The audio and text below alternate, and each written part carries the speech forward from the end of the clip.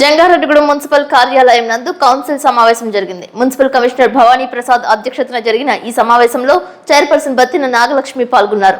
పట్టణంలో పారిశుద్ధ్యం సక్రమంగా లేదని వైస్ చైర్మన్ ముప్పిడి వీరాంజనేయులు ప్రశ్నించారు. పాత పంచాయతీ కార్యాలయం వద్ద ఎవరు పడితే వారు మంచినీటి ట్యాంక్ ద్వారా నీటిని పట్టుకుని వెళ్తున్నారని తెలిపారు. కాంట్రాక్టర్ కు బిల్లులు సకాలంలో చెల్లించి వేస్తే రహదారులు రోడ్లు వేస్తారని అధికారులకు తెలిపారు. 3వ వార్డులోని అప్రోచ్ రహదారిని ఆనుకుని నిర్మించే అడ్విడెట్స్ కు స్లాబ్ వేయాలని ప్రజలు మున్సిపాలిటీ తీరును ప్రశ్నిస్తున్నారని 3వ వార్డు కౌన్సిలర్ మేకా రమాదేవి అన్నారు. కబేలాను మార్చాలని, నాణ్యమైన మాంసం విక్రయించేలా చూడాలని, ఇష్టానుసారంగా అసీలు వసూలు చేస్తున్నారని, అసీల వసూళ్లపై నిఘా పెంచాలని కౌన్సిలర్ చిటికల ఆచిరాజు కౌన్సిల్ దృష్టికి తీసుకువచ్చారు. సాలిపేట రహదారిని వెనువెంటనే నిర్మించేలా చూడాలని, ప్రజలు ప్రమాదాల బారిన పడుతున్నారని కౌన్సిలర్ లోకారపు వెంకటేశ్వరరావు, కంచర్ల గీతా కుమారిలు కౌన్సిల్ సమావేశంలో మున్సిపల్ చైర్పర్సన్ బత్తిన నాగలక్ష్మికి తెలియజేశారు. సాధ్యమైనంత వరకు కాంట్రాక్టర్స్ తో మాట్లాడి పనులు జాప్యం లేకుండా చూడాలని నాగలక్ష్మి అధికారులను ఆదేశించారు. ఈ కార్యక్రమంలో కౌన్సిలర్ అయినాల రమణమూర్తి తదితరులు పాల్గొన్నారు. మరికొంతమంది కౌన్సిలర్స్ కౌన్సిల్ సమావేశానికి గైర్హాజరయ్యారు.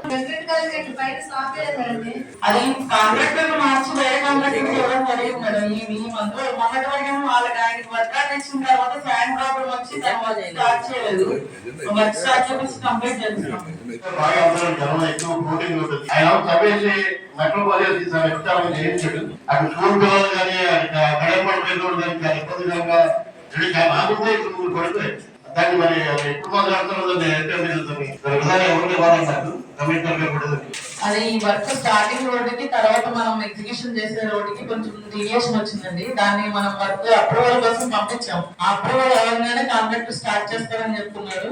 జంగారెడ్డిగూడెం పట్టణంలో మనకి శానిటేషన్ సెక్రటరీలు అయితేనేమి, మన ఇన్స్పెక్టర్ గారు అయితేనేమి అసలు వర్క్ విషయంలో అసలు ఏమీ బాగాలేదు. ఎందుకంటే డబ్బాలు ఇరిగిపోతే డబ్బాలు ఇన్ టైమ్ లో కూడా ఏర్పాటు చేయలేని పరిస్థితిలో మన శానిటరీ ఇన్స్పెక్టర్ ఉన్నాడు. డబ్బాలు పోయి దాదాపు 2 నెలలు అవుతుంటే డబ్బాలు ఇచ్చే పరిస్థితి లేదు.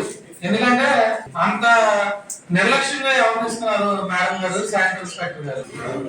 వచ్చినట్టు చేస్తున్నాము. మన లాగిన్స్ లో చూస్తున్నా 24 hours 48 hours లోపల క్లియర్ అయిపోయింది.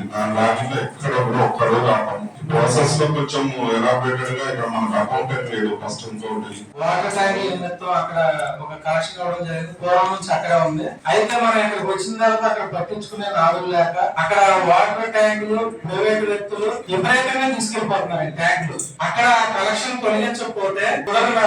ఎందుకంటే అక్కడ నుంచి ఎస్సీ ప్యాక్లకు వాటర్ వెళ్ళాలి. ట్యాంకులు రోజుకి 30 ట్యాంకులు పట్టుకెళ్ళిపోతుంటే ఎస్సీ ప్యాక్లకు వాటర్ రావట్లేదు. దీన్ని మీరు చేస్తారో చేయించరు మేడం? గతంలో మనకి కొన్ని బకాయిదారులు ఉన్నారు.